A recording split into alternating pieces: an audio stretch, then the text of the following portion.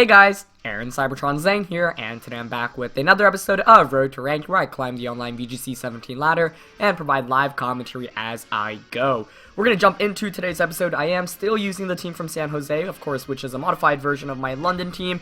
I know a couple of people are pretty anxious for me to switch teams, so I will be doing that very soon. I'm trying to get a new team in-game, pretty much so I can switch as soon as possible. But this team has done really well, both the previous version of the London variant and the San Jose variant. And I think it's actually changed my music too much. I mentioned that in yesterday's episode, but yeah, it's been a real blast to use so far, and we're actually at a rating of 1851. I'd love to reach the 1900s with this team. Not sure if we're going to be able to do that, especially if I switch the team, but it's been a blast, and I will be doing a team report on it, as I mentioned. Today, I really spent a lot of time working on non-battle spot related content, so it's slowly going to start going up, and like I mentioned, I'm on break for the next 3 weeks or so you can expect a lot more VGC content.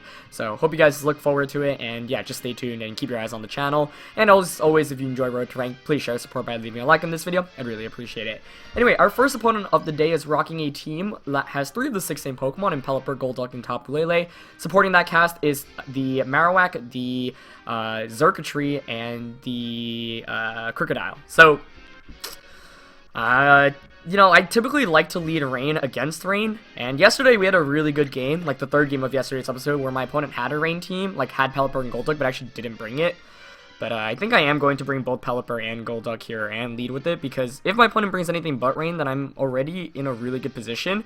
And if Pelipper has the Focus Sash, that means that Xurkitree can just get dunked on by Golduck, which is pretty good. What do I want in the back, though? That's the other question. I think I'm going to go with Kartana, because if I can get a Tailwind up, that would be really good. And it's between Coco and Metagross. I'm going to go with Metagross, though, especially because if my opponent brings in Lele, then Metagross can take advantage of the cycling terrain. Not really sure if Metagross is the correct call here. You could definitely make a case for the Tapu Koko for sure, or Tapu Lele, but one of the reasons why I didn't want to bring Lele is because I'm going to probably use my Z move on Golduck, so Lele effectively doesn't have an item if I bring it. So going to go with Pelipper and Golduck. Let's see what my opponent decides to lead with, whether it's going to be Pelipper and Golduck as well. It looks like that is going to be the case, so we are going to have a mirror match right from the beginning. And I think that's my opponent's Pelipper's Drizzle going off first, so it's either Timid or we Speed Tie, which isn't too much of a surprise, but still scary. So I do have the Tailwind option. The question is whether my opponent's going to go for Tailwind. And because in this position, both of us can just double up into our opposing Pokemon. Let's see, Kartana and Metagross in the back. The reason also why I didn't bring Coco is because my opponent, I would think, would want to bring the Marowak.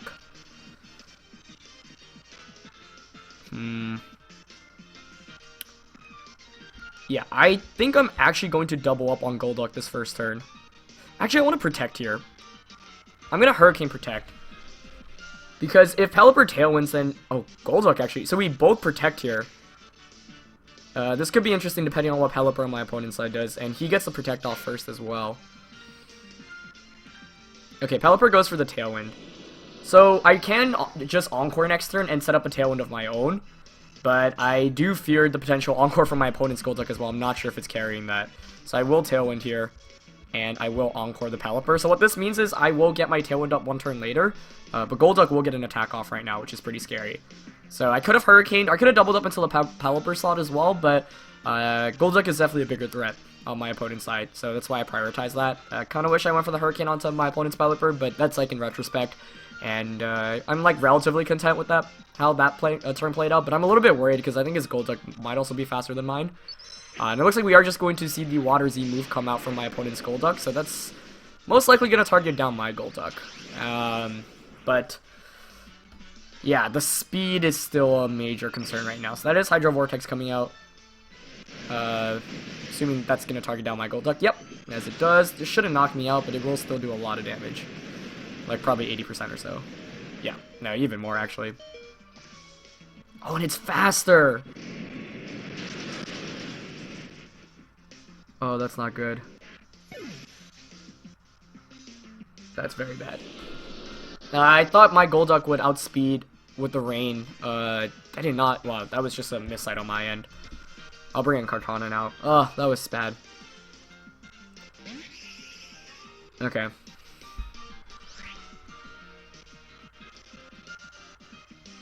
So I have the Tailwind advantage yet. I'm just going to Hurricane, and the question is, Golduck could protect here. So my opponent would just like get an attack off against Kartana.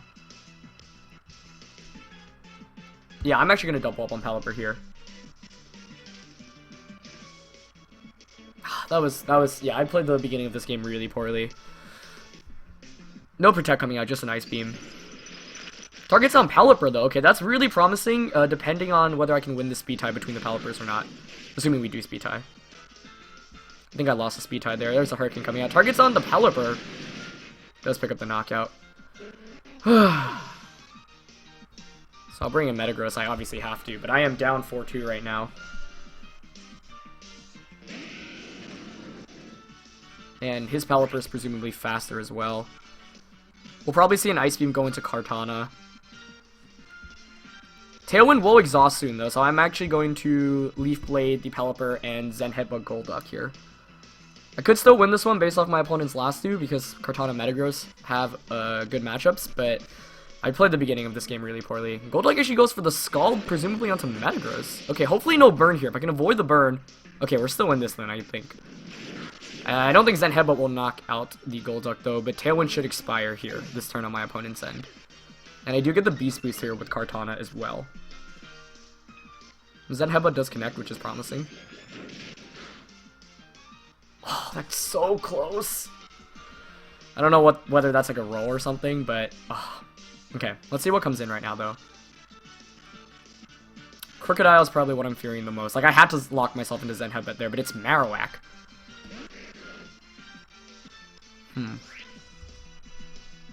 So last turn of Rain as well. I think I might need a flinch to bail me out here.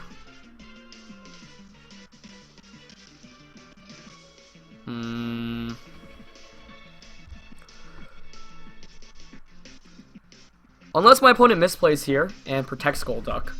Because then I can Night Slash and Zen Headbutt into Marowak. If you're my opponent, I think you should just attack with both right now. But I suppose depending on the last Pokemon, a Night Slash crit could still win me this game as well. So I'm going to double up into Marowak. Yeah, okay, my opponent doesn't protect. Good play. Was that a crit? No, it wasn't. Wow, that was just a straight up knockout. So if he Ice Beams Kartana here, or if the last one's Tapu Lele, I could still win this. There's Scald coming out. I think that's going on to Metagross, though. Yeah. Okay. Oh, what's the last Pokemon? So Kartana is the fastest one now. It's Xurkitree. And it has Air Balloon. So I can knock out both, but this feels like a 50-50 call on who's protecting right now. But if I call it right, I win the game. If I had Protect right now, I obviously would go for it to scout out for who my opponent protects. I really want to target Golduck here. Because I don't even know if Xurkitree, if it has like Thunderbolt, that might even be a 3 at KO. Alright, I'm targeting Golduck. I'm making the call. Okay, Xurkitree protects. Wow, is Kartana actually going to pull this off?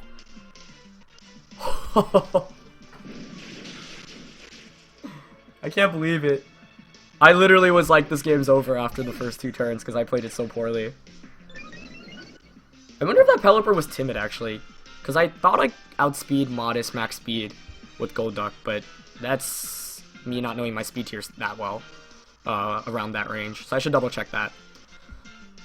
Yeah, but I made the right call there, and Leaf Blade should just one.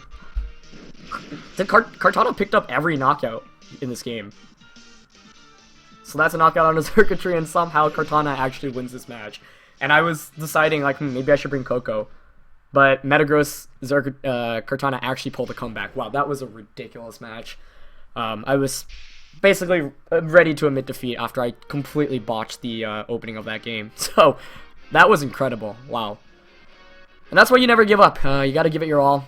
Sometimes I definitely, like, it's hard for me to even do that 100% of the time, though, because I just, like, lose, like, sight of things, and I'm like, you know, I'll just make plays and kind of go for it, but, yeah, in the end, I was able to force a 50-50, and Night Slash, getting that Beast Boost was huge, because I was able to pick up the knockout there, and that was just a ridiculously good game. I'm actually curious on what songs you guys like to hear the most, because now I'm going to try to change the songs more, so let me know what songs you enjoy listening to. I think I'm going to go with, for now,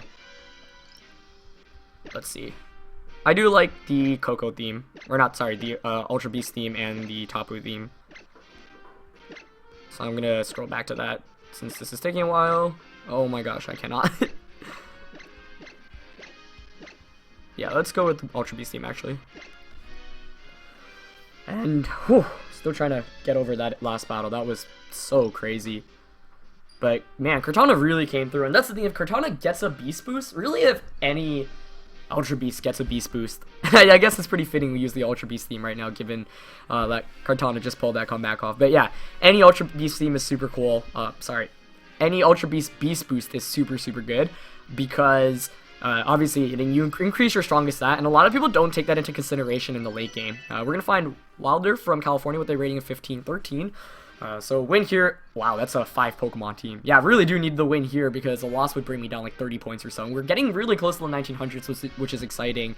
Last I checked, I think I was like 13th in the US or in NA on Battle Spot, in like top 20 in the world maybe. But maybe a little bit lower than that. But yeah, just got to keep pushing through. Okay, so my opponent's team for the second game today only has 5 Pokemon, and sometimes that's what matchmaking can happen if you can't find an opponent for a long time, because it like tries to match you up with highly rated opponents around you, but not the case if it takes a while. So, yeah, there's a lot of unfamiliar Pokemon on my opponent's team. I mean, Tapu Lele, Oranguru, and Arcanine, those are all kind of Pokemon I'm familiar with, but there's also the Minior and the Lycanroc. I think I'm going to just go pure aggro rain here with my leads. Trick Room is very scary, though. But even if my opponent gets up Trick Room, like, what can really sweep? My opponent's team is still relatively fast. Metagross is definitely necessary here. And I think I'm going to go Kartana again. Yeah, I like Kartana again. Oranguru can't do too much damage to Metagross or my Kartana. So we're going to get into the second game. I still can't believe that first game, man. I was like, man, I played the first couple turns really poorly, like, it's basically game over, but I'm still going to try for it at least, and Metagross and Kartana actually pulled through there. That was ridiculous, but, man, a really fun game. I wasn't even expecting Night Slash to pick up the knockout there, but I figured, like, Kartana could solo through my opponent's team in the late game, because only one Pokemon can have the Sash, and once I got that Beast Boost, I knew it could one-hit KO everything else, but I was fearing the potential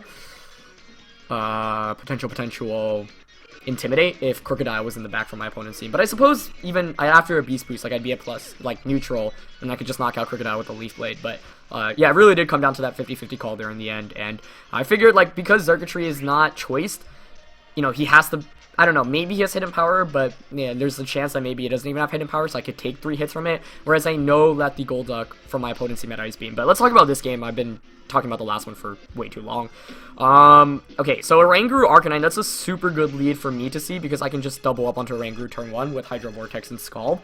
Arcanine does nothing again. Oh, he could have Wild Charge, actually. I did not consider that. But nothing protects on my opponent's side, which is good.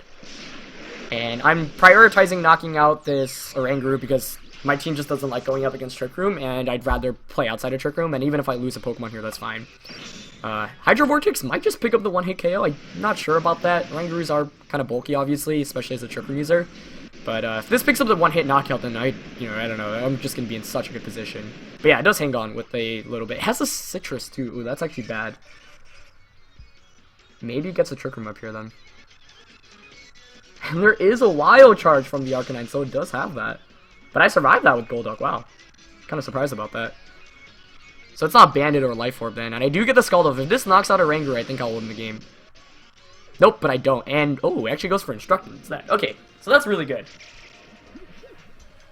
Although I suppose that will target down my Golduck again. Which is a little bit annoying. Okay.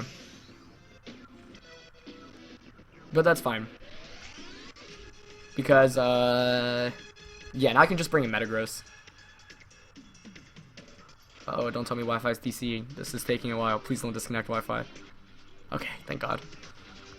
So I'm going to bring in Metagross, and Metagross is slightly protected right now because of the rain. That actually wasn't a very good turn 1 there. I was really hoping to pick up the knockout there onto Oranguru. The tricky thing about Oranguru is you never know its item, whether it's Citrus, Mental Orb, or something else. And, yeah, it definitely showed its bulk there by being able to survive. Looking at my opponent's team, though. Yeah, quite frankly, I'm just going to Tailwind and Earthquake. Yeah, because I think Arcanine's probably going to want to Wild Charge Pelipper right now. Fire-type attack won't knock me out. He actually goes for Snarl, and Pelipper avoids it, so that's really bad news for my opponent because I'll pick up the double knockout with Earthquake and get the Tailwind up, and I still have my Focus Sash. I don't think it's the biggest issue that it missed. I was expecting fully a Wild Charge, and instead, like, you know, I would have lost a little bit of firepower if the Snarl connected, which would have made things a little bit tricky. So, you know, like, I did get a little bit lucky there, obviously, but surprised my opponent went for the Snarl option, maybe just trying to break the Sash and realizing I have tools for Metagross and Pelipper in the back with my team. But, yeah, I'll take that turn any turn. Lycanroc comes out, that's good to see. Don't exactly really know what that does, though, quite honestly, but Lele, it's really good to see both of these Pokemon because I did bring Kartana, and Kartana has a pretty nice matchup against both of these Pokemon. So I also didn't want to lock myself into something like Bullet Punch. Just gonna, yeah, Lycanroc's just Rock type. So I'm just gonna, honestly, Scald and Earthquake here.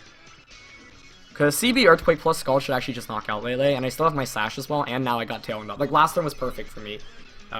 He missed the attack too, which made things even easier, but I think I'd still have a very good position in this game, even if that miss didn't happen. But yeah, the double, like, I wasn't even anticipating Wild Charge on Arcanine. It was a good move by my opponent not to protect, and yeah, Earthquake just picks up the one-hit KO there onto Lycanroc. Choice Band Metagross Earthquake, like, you can't sleep on that attack, and that's why I love CB Metagross. It's something that not too many players have been using, but it's really strong, and yeah, that actually just picks up the double knockout immediately. So, we actually have time for a third game then, because that was a 3-turn game, I think? Let me see. Double Wild Charge, Stricken goes up. Yeah, 3-turn game, which was, or Tailwind goes up, which was pretty crazy. But once again, you know, that's the nature of this team sometimes. So, probably will look for a third game. And I actually did not get to say this in the introduction, but I just wanted to wish all of you guys a happy holiday season and a happy Christmas for all of those that do celebrate the holidays. So hopefully you guys had a fun day, had a good time, and yeah, hopefully you guys enjoyed this episode as well. Kind of wanted to do like a Christmas special thing, but I didn't really have much time for that. Just been spending time with family back at home. So yep, we're just gonna look for our next game today. And yeah, 3 games in today's episode, which is exciting. We're at 1865, and we're gonna find a pretty high rated opponent here too, so I really would like to win this one. That would push us probably to like the 1880s. I don't know why I said it that way. It's going to be PROT with a very scary team. Coco Lele combination, Gastrodon, Arcanine, Celesteela, and Mudsdale. So Mudsdale is actually a really cool Pokemon that I think deserves to see a little bit more usage. Ray Rizzo has been using it on his Battle Spot series, and he used it on his London team. But with Muck becoming so popular, you know, Mudsdale with high horsepower just really threatens it, and there are not that many strong ground-type Pokemon. Or I should rephrase, I mean, you have got Mudsdale, Garchomp, and Crocodile, but Mudsdale, you know, getting access to a super strong high horsepower and being really bulky is helpful. So the tricky thing about this matchup is I obviously can't just go Pelipper Golduck because of the fact that there is the Gastrodon on my opponent's team. So as a result, I'm actually going to go with Lele Metagross. I want Kartana because it's likely my opponent... I mean, Kartana just has a good matchup against 3 of the 6 Pokemon on my opponent's team. And for the last one, I think I'm actually going to still go with Coco because Coco outspeeds pretty much everything bar my opponent's Coco, and it threatens Celesteela. If I can get Coco up while Electric Terrain is up, it's just a one-hit KO onto Celesteela with Life Orb and Modest Nature. So let's get into this one. Yeah, it's definitely going to be a tough one. In a best of 3, I'd consider still bringing Rain because the thing is, if you force the Gastrodon to come in if you lead Rain, and then you can just switch into Kartana turn 1. But I like Coco Metagross as a lead here against my opponent's team, and it's actually Arcanine Lele coming out from my opponent's team, so this is pretty promising here. I can never tell like what ability is activating first. I think that's from my opponent's side, I'm pretty sure. So we might actually speed tie here, which would be interesting. But this is a pretty good position. I'm actually going to go straight for the Shattered Psyche onto Arcanine and the... let me just check what's in the back. He could switch into a Meteor Mash, but I'm okay with that. The best play for my opponent, or the one that would work out worse for me, is to... Okay, it's just Moonblast coming out, though. So if there's no special attack decrease here, or crit... That's so frustrating, because if he doesn't get that, then I'd pick up a double knockout turn 1. Unless it's Sash Arcanine. But... And now he might just knock my Metagross out. That is... Well, yeah, it might have had Sash, so I guess I can't complain yet, but... in the heat of the moment, definitely frustrating.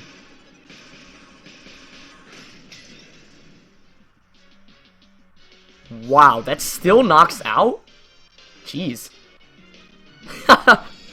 I was very upset for a moment there, but somehow Tabulele demonstrates its strength, picks up the one-hit knockout against Arcanine even at -1, and I'm pretty sure stat changes still are in place there, so I got exactly the turn I was hoping for there. Could not have played out any better. Okay, and Gastrodon and Coco comes out. That's really good to see, given that I've got Kartana in the back. That's very good. Okay.